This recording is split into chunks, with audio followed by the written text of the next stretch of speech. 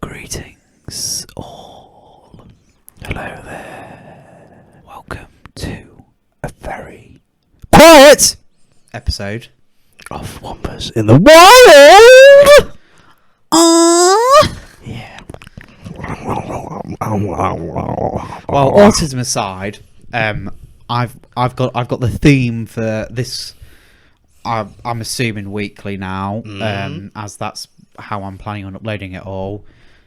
Because there's always a bit of a delay with episodes because we'll do one or two in advance and kind of just.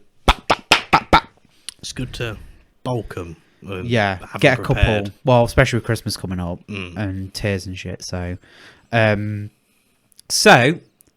today I want to talk about Game of Thrones. Okay. Goodbye, Eddie. Okay. Sit down. Bye. Don't make the door shake too much. He's coming back. It's fine. Sorry, I didn't actually leave. The best co-host is here. Hello. Oh, I don't need you anyway. All right. I can rant about Game of Thrones on my own for an hour. That's fine. That's fine. You know, I'll go home. I've got some masturbation to do. You know. Not with them Pornhub deletions, boyo. Bastards. Bastards. Bastards. So first of all, Jon Snow not being a bastard. I want to talk about that. And my Game of Thrones rant. And you can chime in at any point. But I'm going to go fucking on it. Fucking full on. So, first problem, we'll talk about bastards. Bastards. So, I think one of the main problems with Season 8 was them doing the whole subversion of expectation thing. Mm-hmm. And basically, I think they probably rewrote the script when sweaty people on the internet figured it out with the R plus L equals J stuff. And they were like, well, yeah, John is it, but he doesn't want it. And it was just like, they kind of just went... I did like the scene where Sam gave John the news. That was a good scene.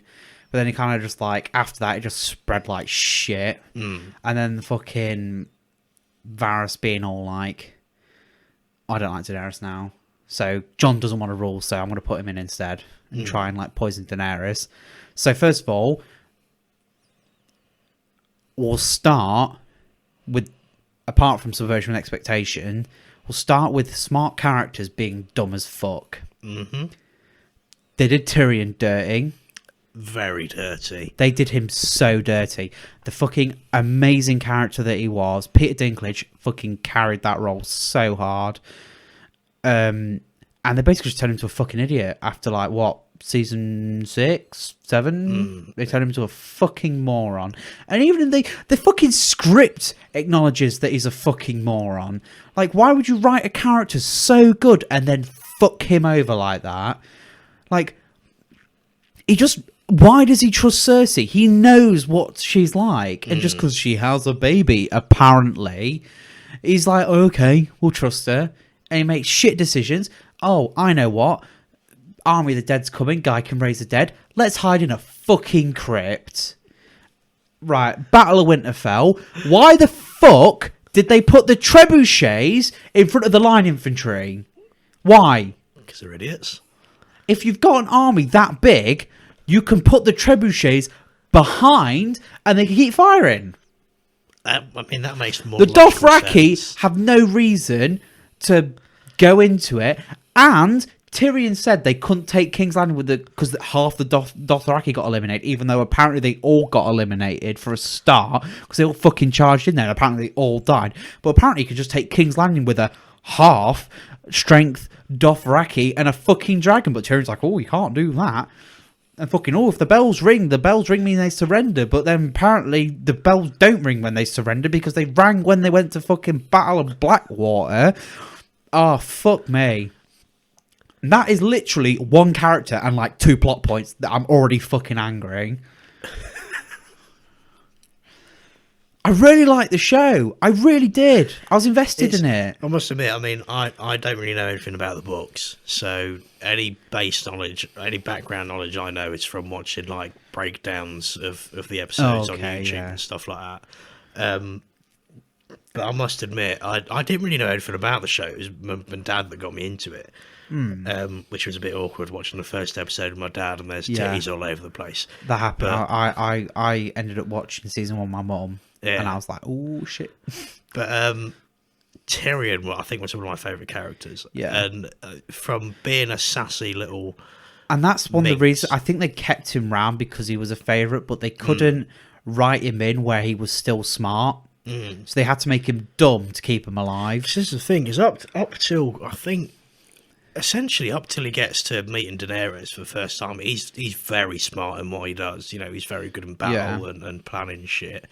And, you know, he seems to have a lot of knowledge about what's going on. When him and Joffrey, like, he was, like, so good when, like, in the presence of Joffrey. And he was like, Joffrey's like, oh, you just hit a king. And he's like, you can't do that. And he's like, oh, did my hand fall from my wrist? Like, it's just like, that's the kind of where he, like, he's assertive and he knows how to play the game, and he does all these movements, and then it takes, like, his fucking dad and his whore girlfriend to, like, fuck him over, basically. I think when they started doing him dirty was probably when Daenerys and that lot got back to, I don't know, the fucking main terms. I'm just saying, back to the mainland. One other problem I have with season 8 is fast traveling, because they just seem to be like, oh, here now. Even though it took, like, people episodes like it literally, to get somewhere. I'm pretty sure it took, like, Tyrion like half a season just to go meet fucking Daenerys. Well, how long did it take Jaime and Brienne to get from north to south? In fact, it might have even taken a full season, to be honest. And it's just like, it's a fucking continent, my G. In fact, it even takes quite a while for them to get from, like, the first episode to whenever they get to King's Landing. But even by the main road, with a lot of time in between, and it's established. I'm thinking it's 2 or 3 episodes by the time they actually get to King's Landing, because you get that whole bit in between with the butcher's boy and stuff like that. Not the butcher, or is it the butcher's boy? Something like that. Someone like the ginger kid. Yeah, and then, as you say, from the later seasons, but then you get perspective with Tyrion going to the wall as well. So you get, like, time perspective on how it all links up together. Especially beyond the wall as well. Yeah. Because it seems that they went, like, it took Jon and that lot ages to get into the proper wilderness. In season 7, they, like, did a whole fucking journey in... Yeah. And then when... Was it season...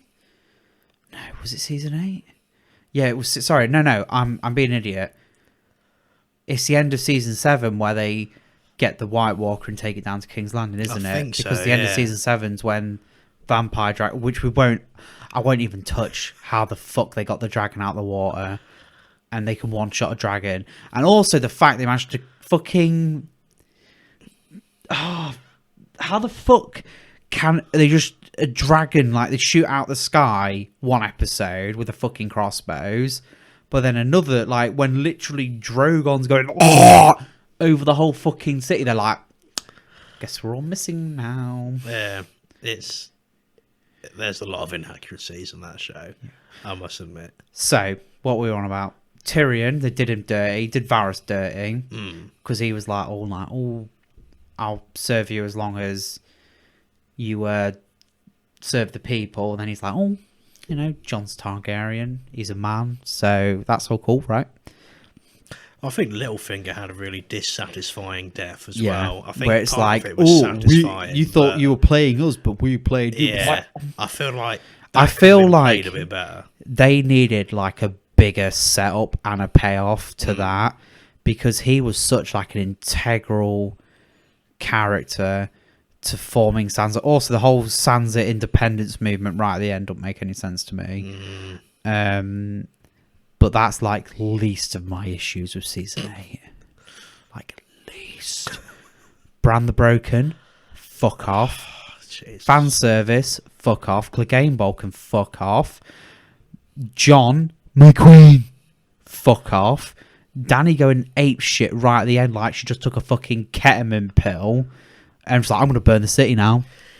Fuck off. Yeah. Drogon not killing Jon and burning the Iron Throne instead. Because fuck off. I feel like through the season, you sort of see Dany sort of lose it a little bit. and it's just a bit like. But it's not really Mad Targaryen losing it. It's more like because moral justice. Because people do sort of like say to her, you know, like from what I remember anyway, like sort of, you know, don't become your grandfather or whatever it was, or your father, whatever. But then all of a sudden, in season 8 finale, she's just like, well, fuck this shit, and just fucking completely switches and just fucking, she's like, oh, fuck you all, you know. I don't care if you're innocent. I think the worst character they diddled, though, was Jamie. Because Jamie's character, he had so much character growth with going from all the cocky, you know, fucking his sister, and then he's like, then he gets really like upset when like Joffrey dies, and he's like, yeah, fucking yeah. But then like he goes to what's the place called? Basically Westeros, Spain. Oh, what's it fucking called? Oh my god, you bastard! You know where we're on about. Yeah. Place in the Sun. The one that's not in the Seven Kingdoms. So he goes there to get his daughter back, and then she obviously gets poisoned, so he has that loss.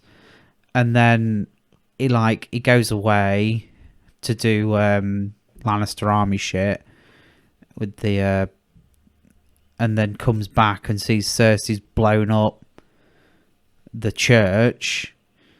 Tommen fucking just presses Alt F4.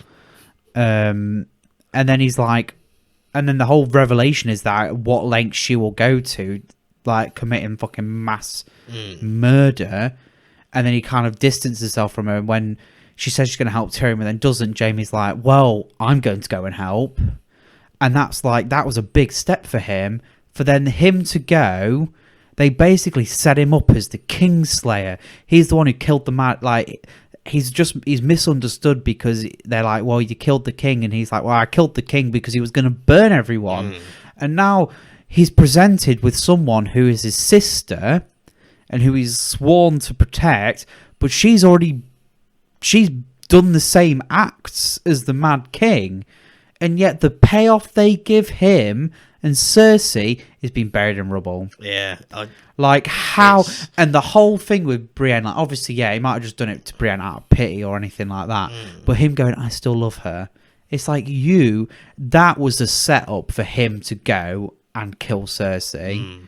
Because that would have brought his whole character full circle from Kingslayer to Kinslayer and the two mad monarchs. And he... Like, obviously, if he died, he died. But they did him so dirty with how they just made it end. And same with Cersei. Like, she actually deserved to get killed properly.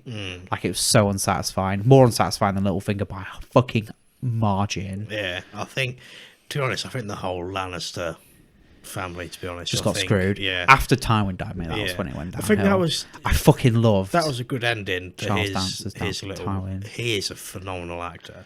Do you know he actually learned how to skin a deer for that scene when he was butchering one? Really? Yeah. Fuck. That's fucking commitment right there. Yeah.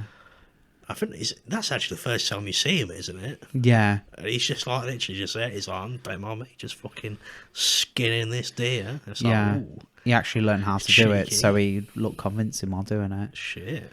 That's fucking dedication, right? Yeah. I think he's probably the only Lannister bloke that actually got a decent ending. Shot him on the toilet. And I think that was even in the books, wasn't it? From what I think someone told me. But it was kind of like that. Tyrion basically killed like the last sane person in power at that point, really, didn't he?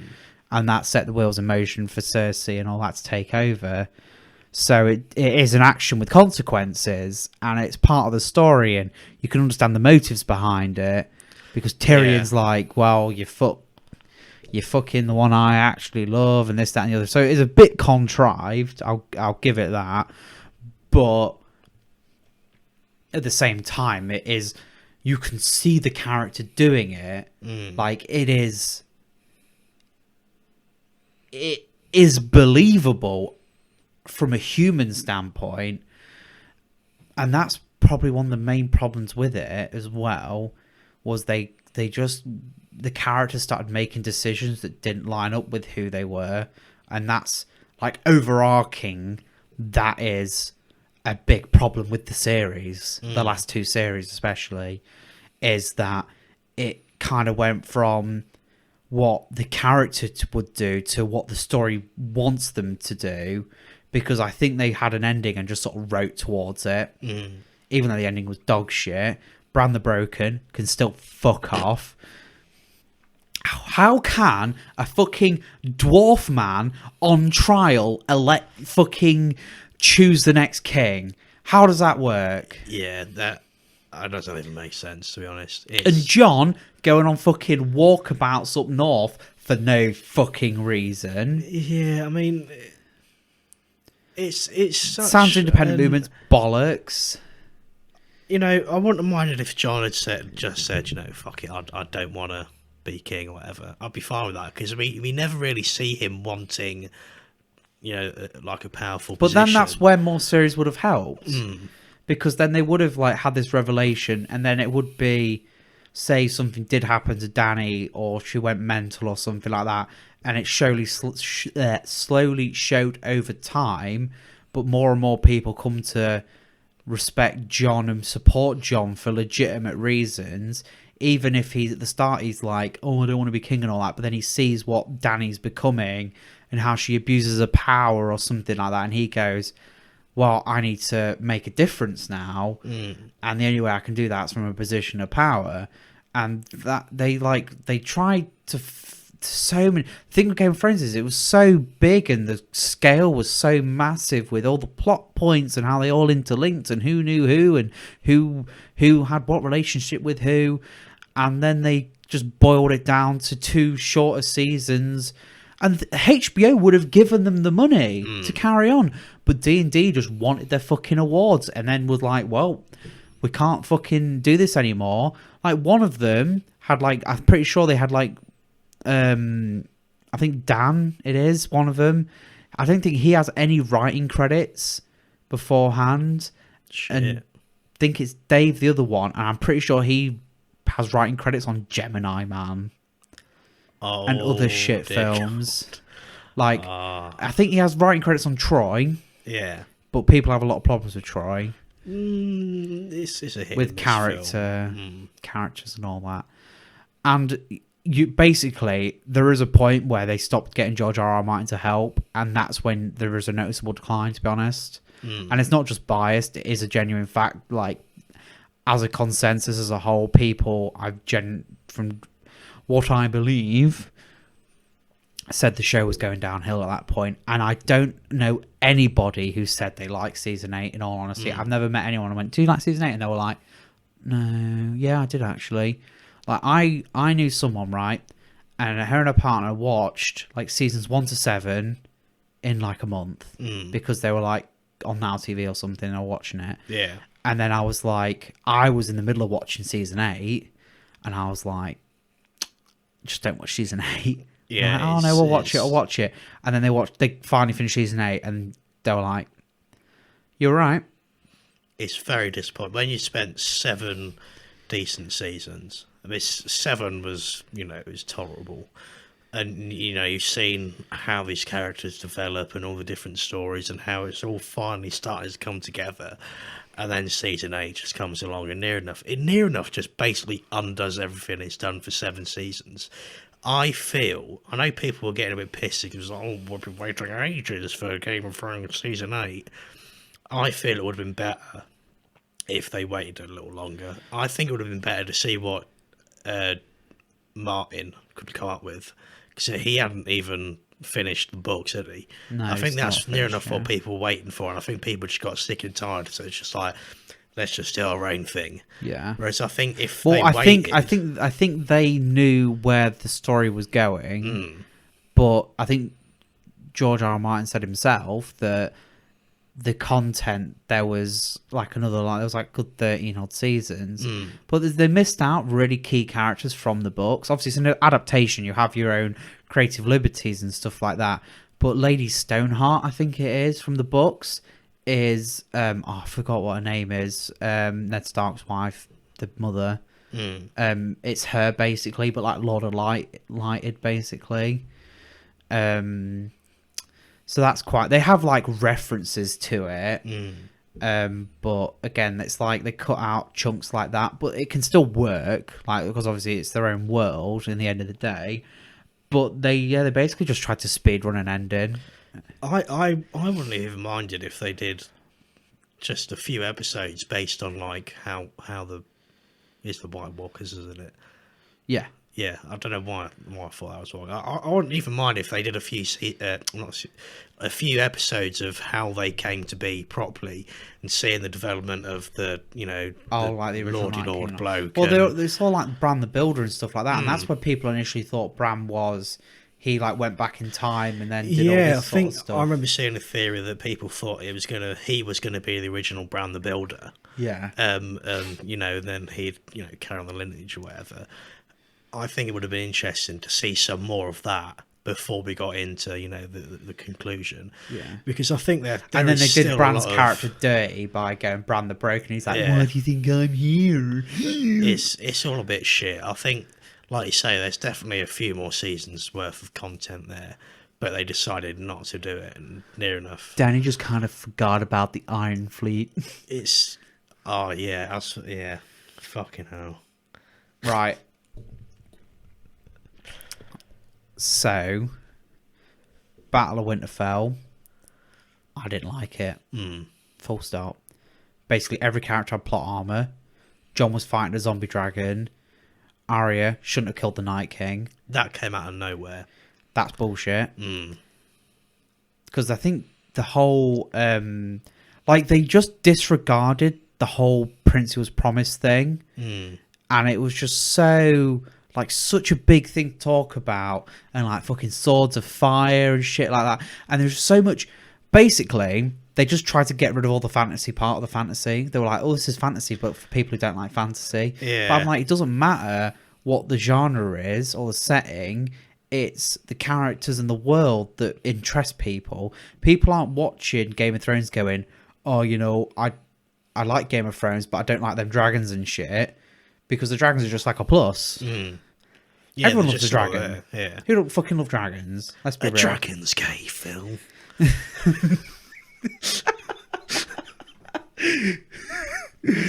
That's a fucking fair lie. Oh my god. Fucking good old IT crowd reference there. Oh, Jesus. Dragon's gay, Phil. I think the whole Battle of Winterfell thing is just...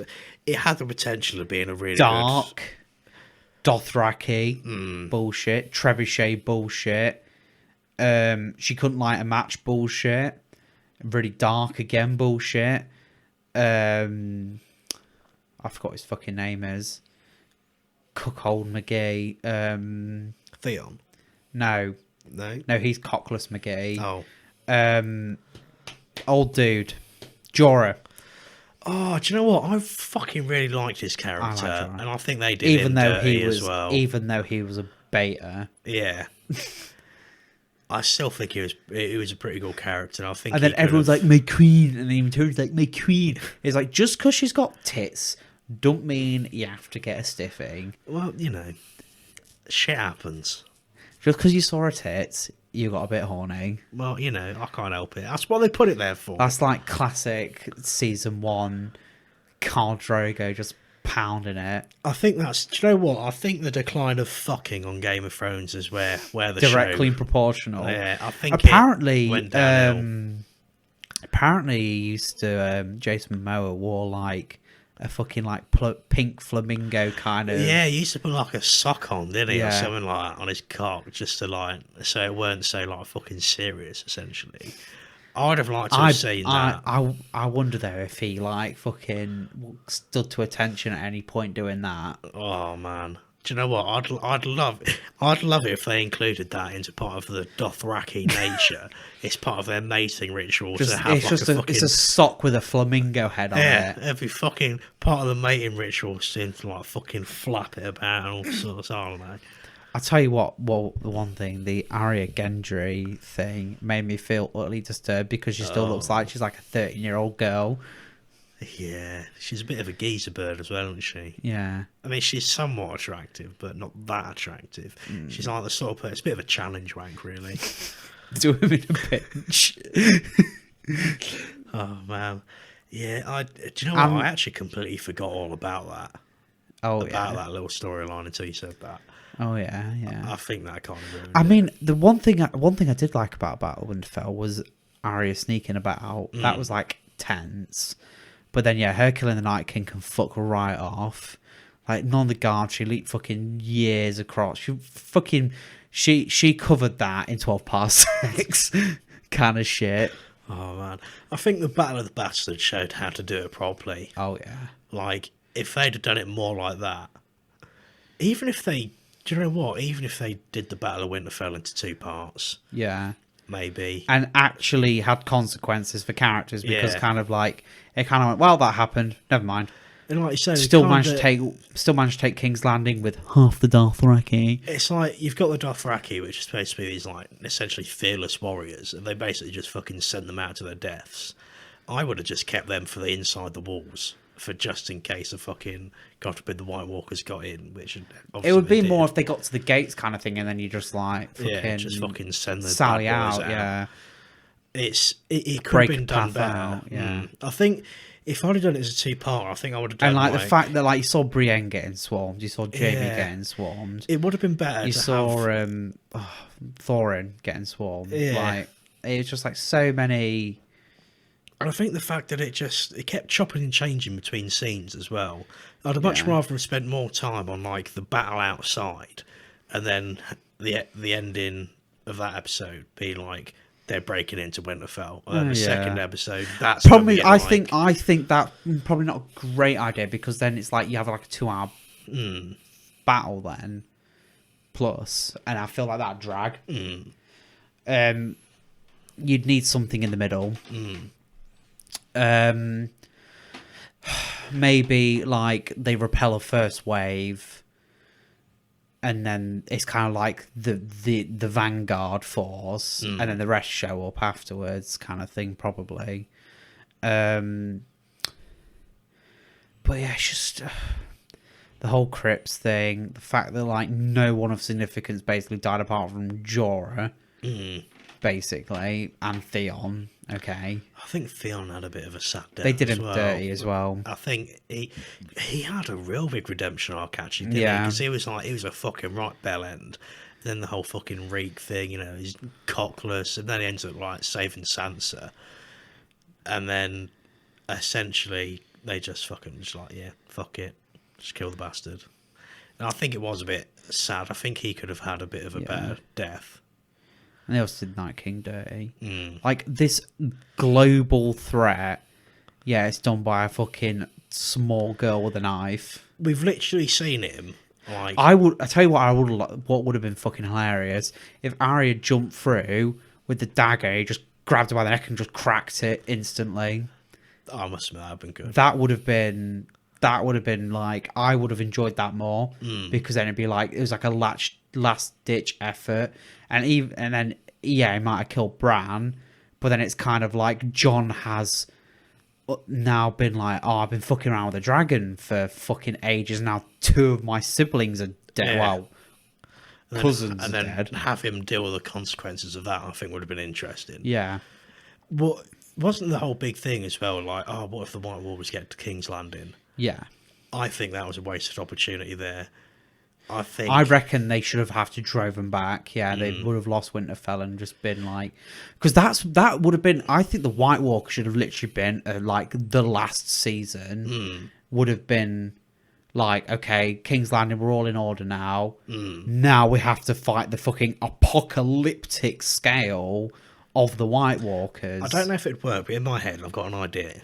Like, if they did the whole Battle of Winterfell thing... Battle of King's Landing, Helm's Deep style. Yeah, this is the thing. If they did it, so they start off with, like, the Battle of Winterfell, and for all we know, they fucking slaughtered everyone, and they're going to King's Landing, and then we have, like, a fucking massive battle at King's Landing, they're trying to do it, and all of a sudden, you know, get, like, Jon Snow comes back, like Prince who was promised, fucking proper Aragon style with all the ghosts and fucking. Well, helps. even if he like, I feel like they missed an opportunity with Jon because he like obviously come back from he was brought back from the dead, and I feel like if he'd gotten to a point where he was so desperate where he'd listened to fucking saggy tits priest woman and been like, I am here to stop, and the Night King, and I am willing to give myself in this task,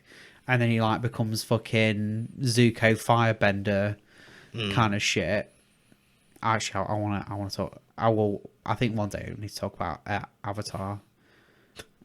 That's a fucking 10 out of 10. Not the James Cameron film, the Last Airbender, Legend of Aang, whichever one's the cartoon one. I've never actually seen it. You never seen it? No. Oh shit, we're gonna have to get you to sit down and watch that. Yeah.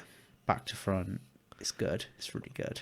Oh fucking hell. I just want to talk about Avatar. No, anyway, we'll go back to Game of Thrones. So who else do they do dirty? Basically everyone. So I think it's obviously this is not like a fucking scripted episode with all points and plans and shit. But if anyone watching this has anything to rebuke what we've said, please let me know, because I actually want to know, like, can anything be rationalized? Because it's definitely something that needs, like, you need to proper plan it out if you want to have like a real deep dive. But they're like my surface thoughts on it, essentially. All the characters done dirty. The writing was shit. It was rushed. The subverted expectations. Fan service was wank. Clegane Bowl can suck my dick. Ending was bollocks. It was just. It is such a shame when you spend that many years. Well, the fucking money, they had the money to do it. HBO would have given them all the money they could, but the writers just wanted the award and fuck off. What, they got signed up for Disney, and then they got dropped, and then they got signed up for Netflix and directed one comedy special, which is questionably funny at best. What was that? I can't remember her name, but I saw some clips and I was like, that's wank. Yeah, it is a shame. I think they kind of ruined it at the end, I think. And it's Well, the thing is, HBO offered them writers. We're like, we can give you help. Like, we have the resources available to help you. And they're like, no. In fact, I think there's actually quite a lot of well-known writers on Game of Thrones. I'm sure there is, that have done like other TV shows. Yeah. And I think, given the opportunity, I think they happily would have continued to write for the show. Yeah. And extend it a lot more. Like, I don't know, I would have even liked to have seen more of the young Ned Stark, to be honest, and seen, like the whole first battle when they overthrew him. Yeah. And like Robert Baratheon and all that. And I think it would have been, like you said before, there's just so much content there.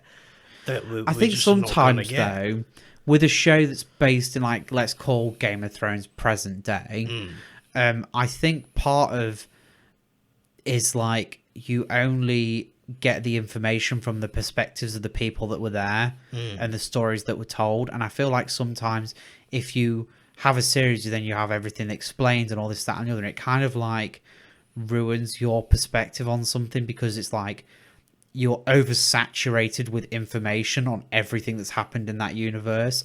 But when you're watching something there and then now, all you have to go off are people in that moment. And that's kind of like good world building is when you can build a comprehensible picture from the information that's given to you, not just exposition to you through a prequel series. I think they are actually planning a prequel series. Yeah, but that's like the Lannister thing. No, they're doing the one about Targaryen, like ancient Targaryen history shit.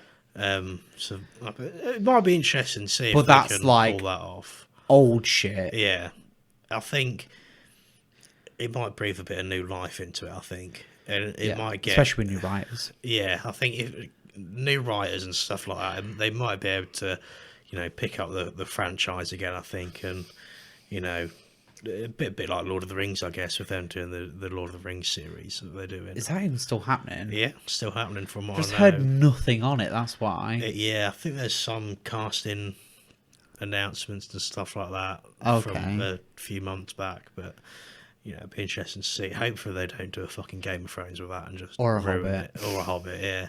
Problem is, The Hobbit was The Hobbit was a children's book, and then they tried to make it They basically tried to make The Hobbit Lord of the Rings, but it just didn't work. There's aspects of it that Like a lot of The Hobbit is just fucking songs. I know, but the songs are good though, to be fair. I know, but like, if a majority of the content in a book, Hobbit, and you try like, to extrapolate that into 3 feature-length films, The Hobbit is basically just Disney version of Lord of the Rings, essentially, isn't it? It's basically just, instead of a Disney princess, I'm pretty sure Peter Jackson Hobbit. didn't even want to do it, and I think there was like loads of different studios that chipped in on it. Yeah, because I know. To be honest, I wouldn't even mind it if we didn't even have a Hobbit film. I wouldn't even mind because Lord of the Rings is just absolutely phenomenal. I use that word a lot. Fuck me. I need a fucking dictionary. I need to swallow a dictionary. Well, you swallow plenty of dick, I bet. But one series from the Middle Earth stuff I'd like to see is the Silmarillion. Oh yeah, because isn't that just essentially like a collection of? It's basically just a collection of like all the different lore and stuff like that, isn't it? Like the whole Celebrimbor stuff and the creation of the ring. I'd like to see a lot more about that, but that's for a different podcast, I guess. Well, saying even stuff like Shadow of War, Shadow of Mordor has its own like. Yeah, they changed the lore a little bit in that, like the whole they sort of changed how the ring wraiths work. Yeah. In that. But even so, it was still actually incredibly. Yeah, it was an incredible game. I must admit. I mean, I don't know what anyone else's thoughts are, but I happily could have played that for fucking months, if not years. Yeah. To be honest, it was. The storyline is just absolutely great. I don't know if you've played any of it. I played a bit of the first one, but I've seen plenty of gameplay because Michael and I played it quite a bit. So. I think the concept is interesting, having someone who's sort of like a mixture of, he's not alive but not dead at the same time. That's just me, like most days. Well, yeah. He's obviously inhabited by this like wraith spirit, essentially. Yeah. Grumpy old fuck. Yeah. And he's able to control all these orcs and Uruk-hai and stuff like that. I think it would have been interesting to see some of that maybe adapted into if they sort of were able to change the lore. But I guess will serve me. That's basically what it was, but it's fucking good. Yeah. Yeah. I think Lord of the Rings is basically an example of how you can get the fantasy stuff to work. Yeah. Because as well as having all the goblins and elves and shit, it was still somewhat political, when you think about it, with the whole, you got the different fucking, I don't know what you call them, fucking villages or whatever, fortresses. Well, I'm pretty sure J.R.R. Tolkien, I think he was like, I can't remember what it's like, allegory or something, where it's like, don't take everything as a one-to-one representation of something. It's like you might interpret it that way, but I don't. Yeah, because a lot of people see it as like an allegory for the war. Yeah. And stuff like that, which sort of ruins it a little bit. But he's like, it's not. It's just a world that I've made, and so there's that element to it where it's not necessarily what the author means, but it's your interpretation of it. Again, like fucking English classes, where it's like, the curtain was blue. Why? It's like, because it just gives it some colour. Like, shut the fuck up. No.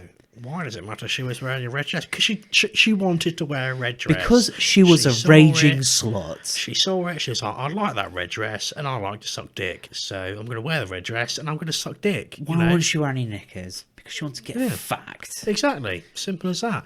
It's not that she had a traumatic childhood or that she secretly wants to be a fucking lemur. You know, she wants to get fucked. She likes to move it. Yeah, she likes to move it. Simple as that. Oh, well, that's an interesting end to a Game of Thrones discussion. Yeah. Don't know how we got from talking about Silmarillions and shit, probably. Well, let's just fucking ram this one in sideways, because I think we've come to a bit of a natural conclusion with Game of Thrones. You've heard of it for like fucking 30 odd minutes. So last episode, talking about social media. Now, I browse Facebook mainly for groups that I'm in. That's more like hobby shit. Stalk people. And I use Twitter because I just like reading dumb shit. And I refuse to use Instagram. I don't have like TikTok. I never use Snapchat or anything like that. I never post actively on social media, full stop.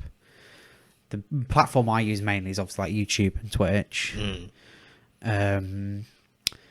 But when I look, and Reddit can fuck right off as well. Fucking, I don't get the whole Reddit thing. That just there are some where it's just like communities and stuff, but a lot of the time it's just like people saying the same old shit. Like, there was one where you have like someone would ask, how do you get a spider out your car? And people would like, set the car on fire, haha. And it'd be like every comment on every post about a car and a spider would be setting it on fire.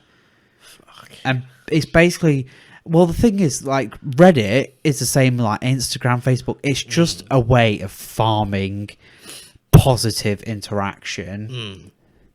It's literally people feed off the positive feedback they get, and the more like dumbed down, relatable it is, the easier it is for people to like it. Because like, oh, that's so relatable. Yeah, that's me in the morning. Haha, like. And that just builds into the snowball, and then more people see it and they go, yeah, like.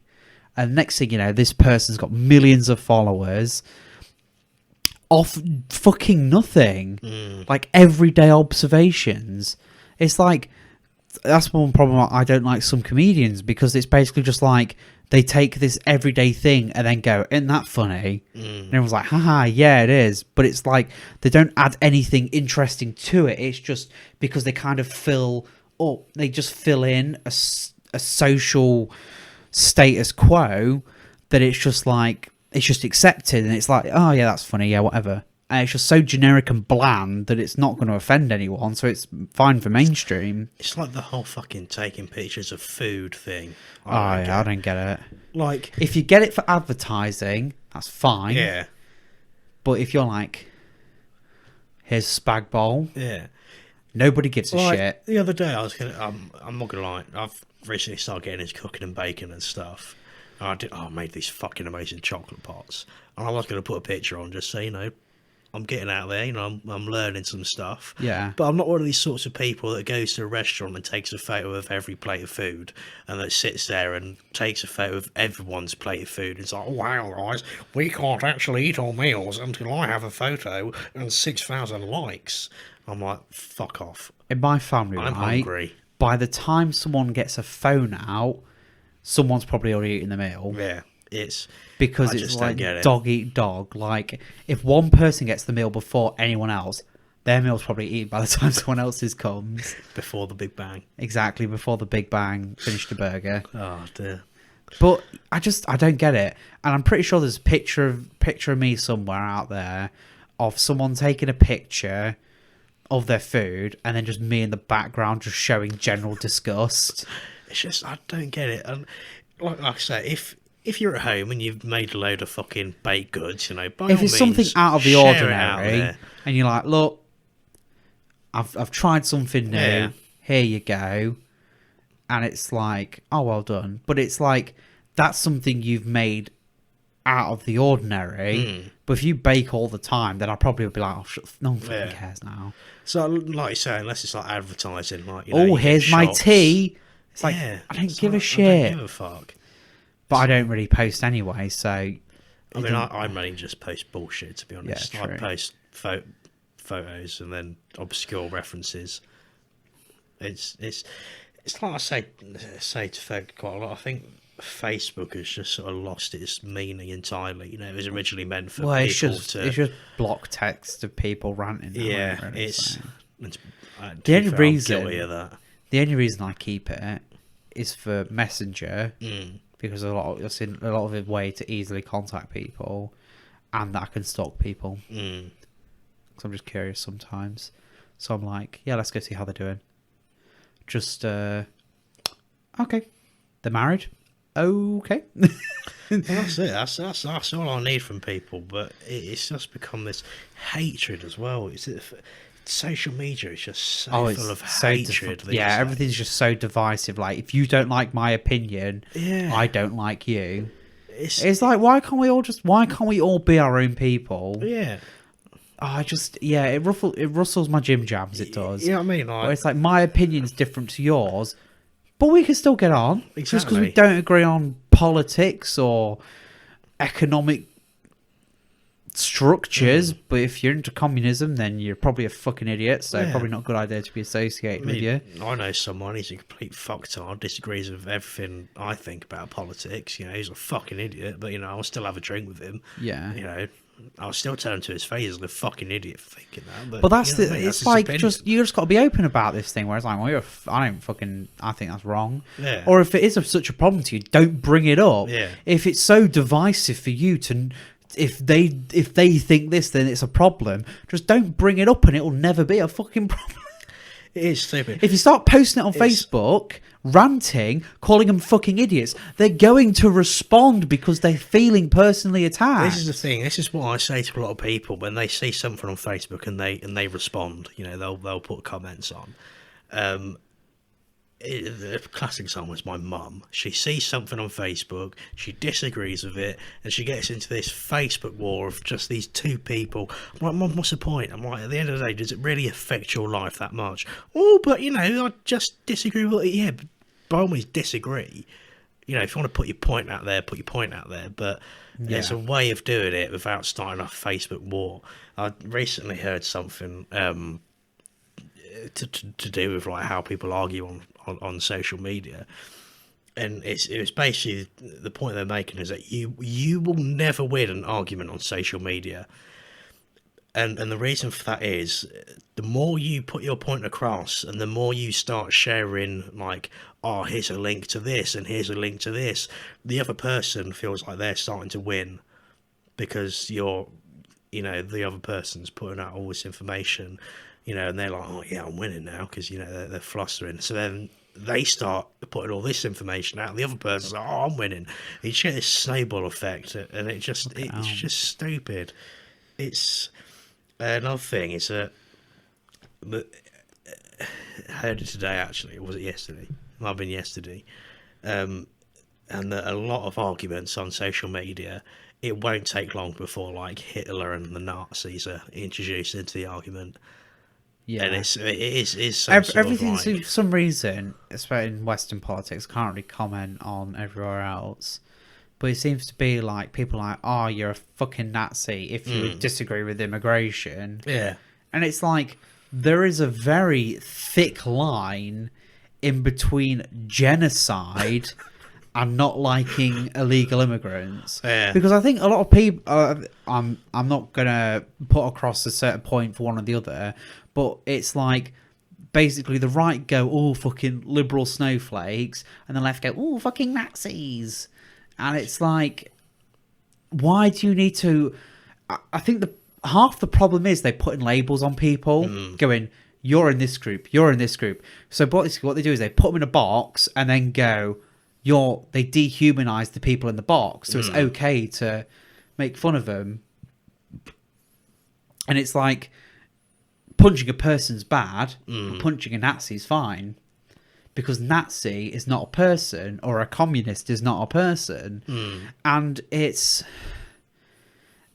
social media has just inflated this into such a large degree where such a small group of idiots can make a huge wave with a small splash.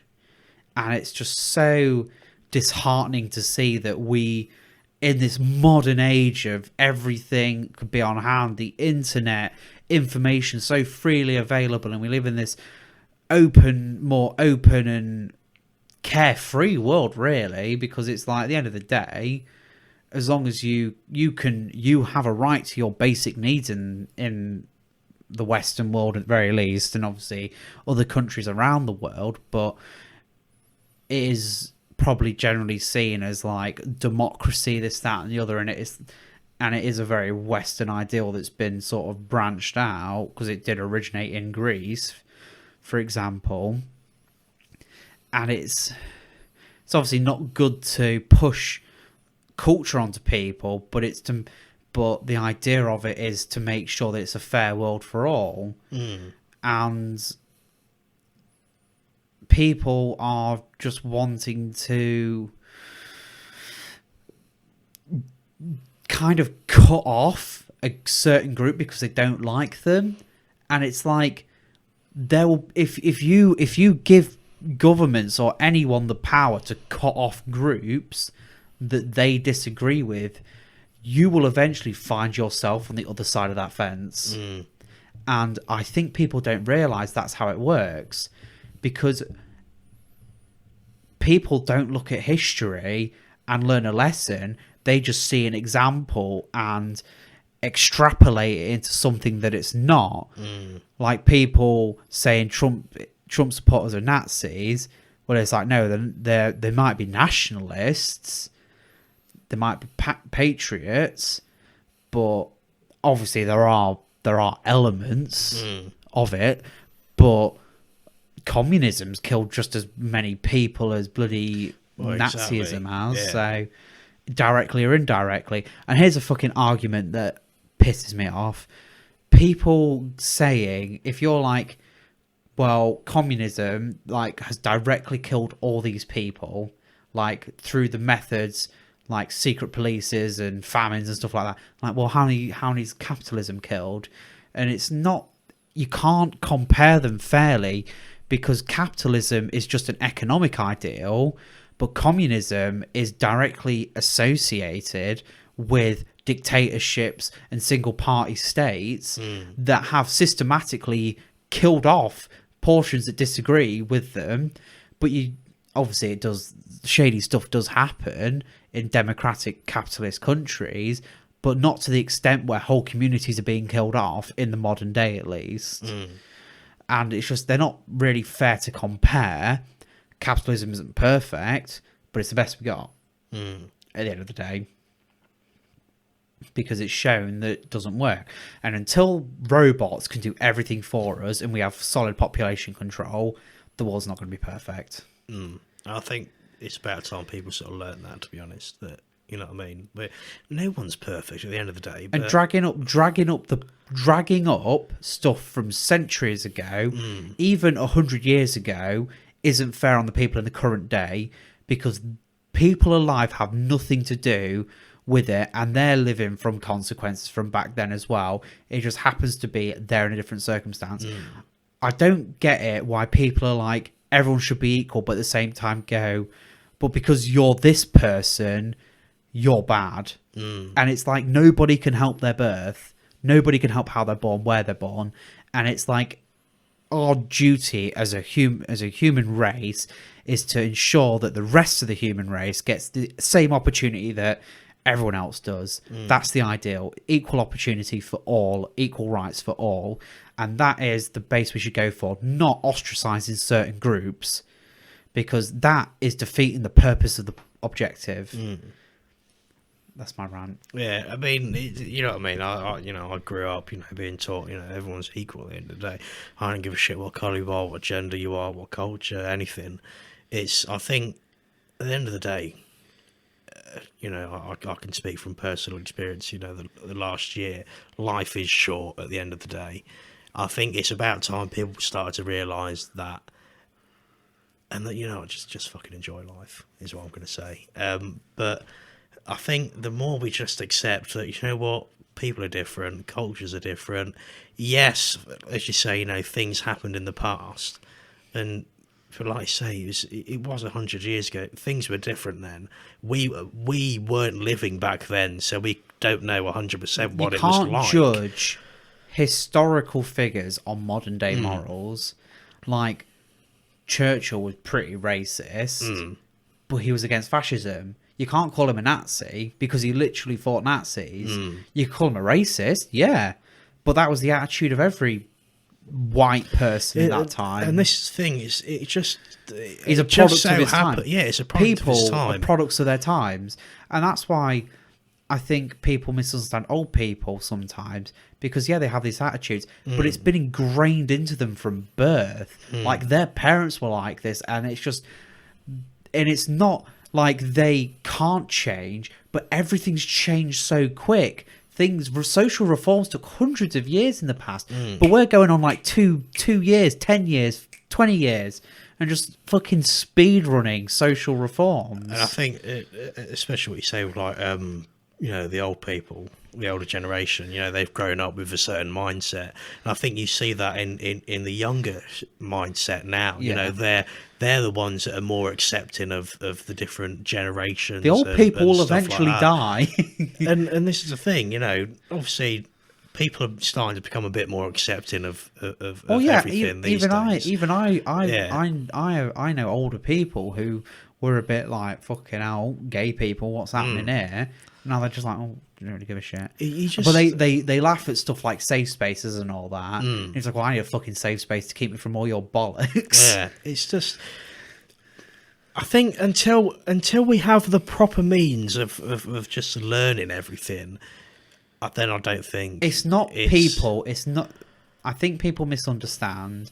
People aren't being hateful; they're just being ignorant. Yeah, and you can't scream. You can't teach people through screaming. You have to have someone like sit them down and be like, look, this is how it is. It's everyone else thinks it's okay. If you don't think it's okay, that's fine. Just don't go after them. Like, you can have your opinions, but just don't shout them in the street.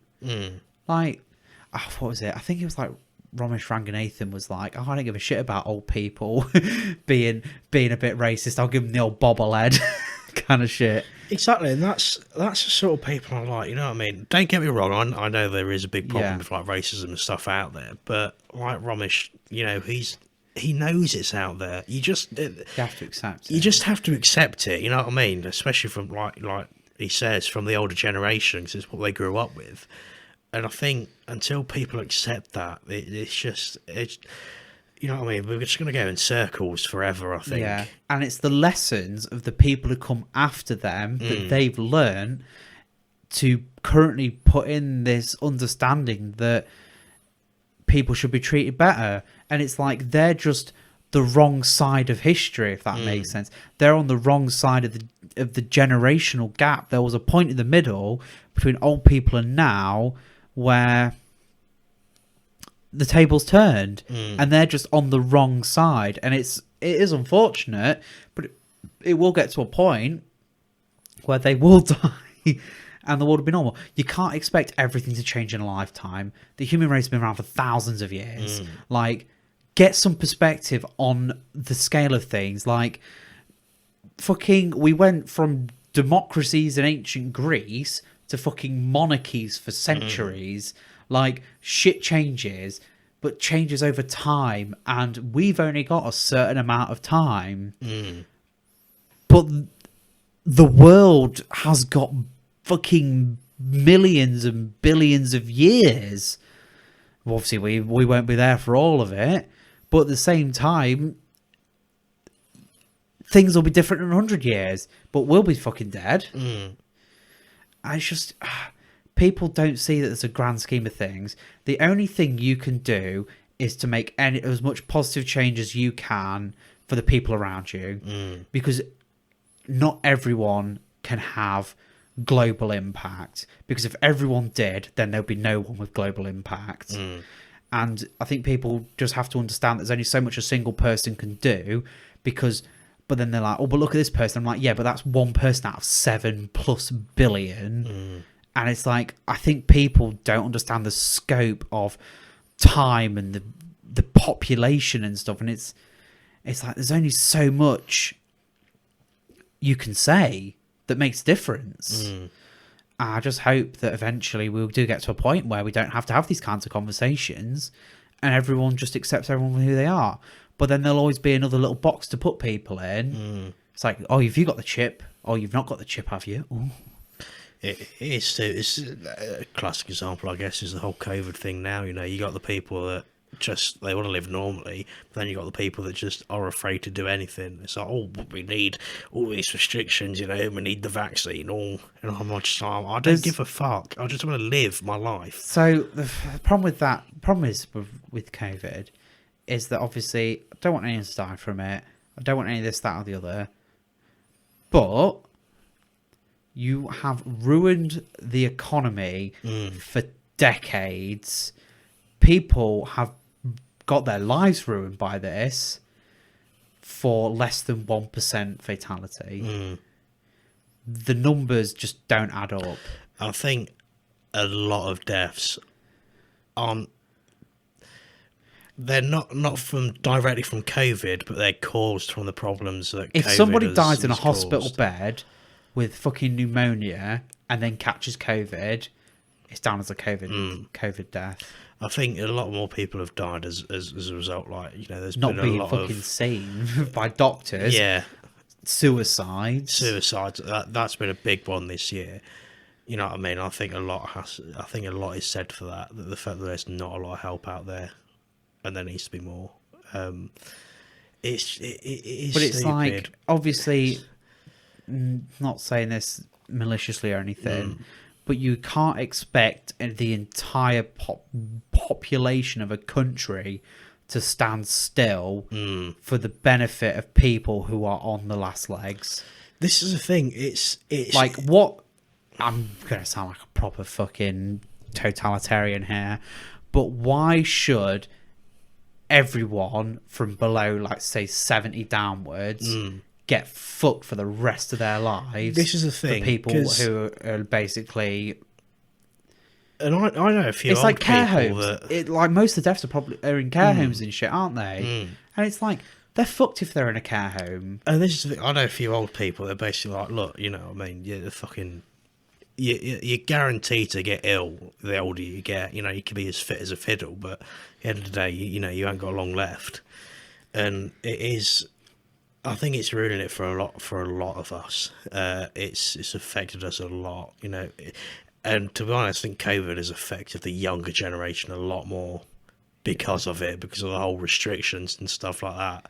It's us and the lower ones that have suffered. Yeah. I think I remember seeing it's between the teens and late 20s that have really, really gone through the ringer this year. Yeah. And it's a shame. Just, and you know what I mean? Don't get me wrong, you know, I'm not, like you say, I'm not wishing death upon anyone. Got a question for you though.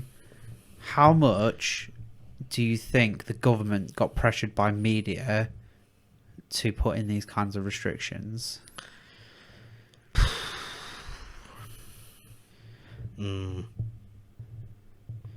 How much was pressure generated by media attention on the subject? Probably the majority of it, I think. Right, I was talking to one about this the other day, right? SARS. What happened with that? How many lockdowns were there? What? None. From what I know. Lethality rate 10%. Didn't do fuck all. Not even like a fucking blip on the radar, apparently. COVID, because it comes from China, I reckon that was, if it come from anywhere else, right, none of this would have happened. Because it come from China, that's what made it an issue. I reckon. It's going to sound really conspiratorial, but I genuinely think that if this just popped up in the fucking, I don't know, fucking West Country, no one would give a shit. Yeah. Would they? Not really, no. It'd just be like, oh, you know, here we go. Another cold flu-like thing going around. Just a really contagious flu virus. You know, it would have been a bit like, you know, sort of fucking swine flu. Yeah. It was around for a few weeks and then just sort of disappeared.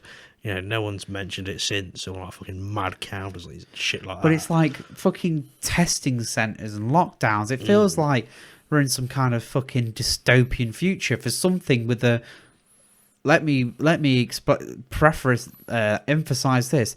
1% lethality, and that's in old people. COVID doesn't directly kill people. It just causes other stuff to go wrong, and if you obviously can't recover from it, and I don't want anyone to suffer from it, and this, that, and the other, but it's kind of like, if everyone just kind of has the go on it, then you're kind of done with it.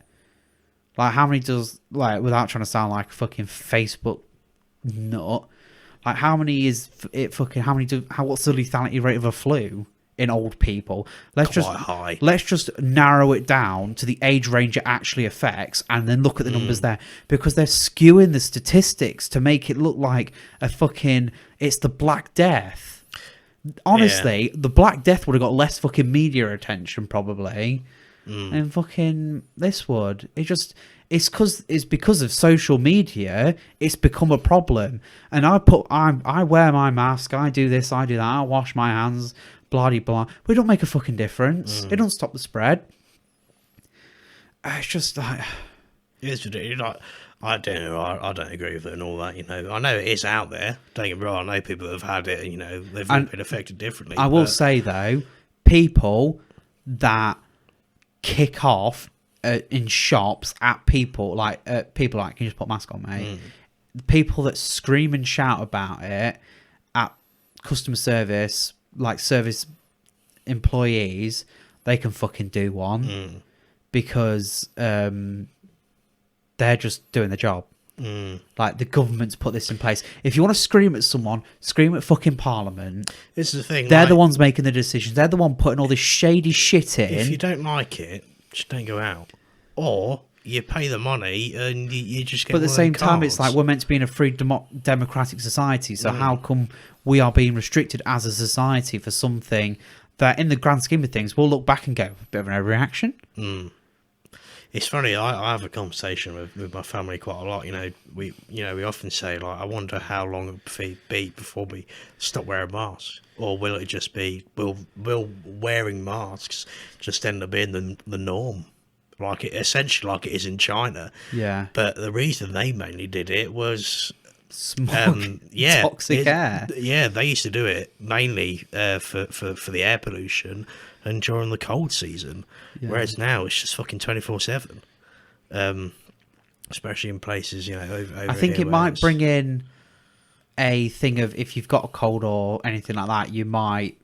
So this is the thing. If it ends up changing. If they said during cold and flu season, wear a mask, I ain't got a problem with that. Or if you have any cold or flu symptoms, wear a mask. Yeah, but wearing a mask all the time, I fucking hate it. I'll do it, but I fucking hate it. It fucking steams my glasses right off. Cause obviously I work in the restaurant industry. Well, I did work in the restaurant industry before Matt Hancock by name, cock by nature, fucking fucked that up. By name, that's good. Hancock by name is going to be the title of this one. You know what I mean? When you're doing something like that and you're trying to fucking shake cocktails and you're constantly having to. Why are you going to get Hancocks telling you to not cock your cocktails? Yeah, and it's fucking annoying wearing a mask doing that. And then, but I've been in pubs and restaurants where none of the staff are wearing them. And I still feel safe because they're doing everything that, still washing their hands. And but at the end of it, it's like, are you safe? It's not necessarily most people. It's not about them not getting ill. It's about them not spreading it. But then it's like, it's hard to put across like what my actual feelings are on it to actual words. But it's kind of like, you cannot stop a spread of something forever. There's going to have to be a point where you just have to go, everyone who's died of it died. You're keeping it round by isolating certain parts of the population to then catch it at a later date. It's like, could you imagine if we went this overboard about the fucking cold, like back in the day? We wouldn't have fucking survived. Mark, it's been, 9 months? What's changed? Fuck all. Basically, yeah. Yet we're having to suffer for it. I mean, to be honest, there's theories that it wasn't even actually about last year. I know a lot of people that were badly ill in December last year, and their symptoms were actually very similar to what the supposed symptoms of COVID are. Speaking of symptoms, I think that's absolute bullshit. Half of the symptoms are like fucking if you got like a blocked nose, if you got aches and pains. Well, blocked nose isn't a symptom. All that. It's like nasal congestion and stuff like that. I thought it was constant dry cough. It's temperature. Like the runny nose and stuff is sort of like the minor ones. The main symptoms, I think, it's like a new cough and all that bollocks. Yeah. But like the minor symptoms are all like fucking aches and pains and nasal congestion and tiredness. That's literally a cold. That's literally me 99% of the year. I've had COVID for the last 10 years of my life, essentially. It is ridiculous. Ladies and gentlemen, we've gone from Game of Thrones, which is a shit fest of a season, to a shit fest of a year, 2020. I think we might have like a 2020 wrap-up episode in between Christmas and New Year. We might record one. Put it out. Absolutely shit-faced. Might be released after New Year, depending on. I might do like a special, like fucking double upload shit. I don't know. But thank you very much for joining us. As always, if you have any comments, criticism, suggestions, let us know. Send us a buzz. I'll be sure to read it. Looking at you, single comment man. I can see you. Yes, you. Yes, see you there in the comment section. Yeah, remember to smash the like button. Like, don't smash it. keep your screen intact. Any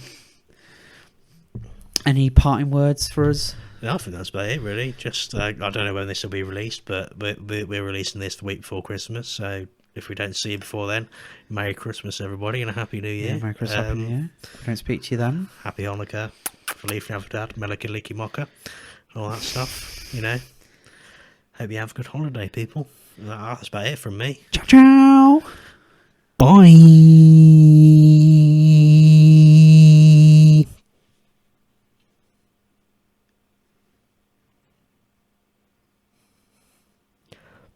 Bollocks.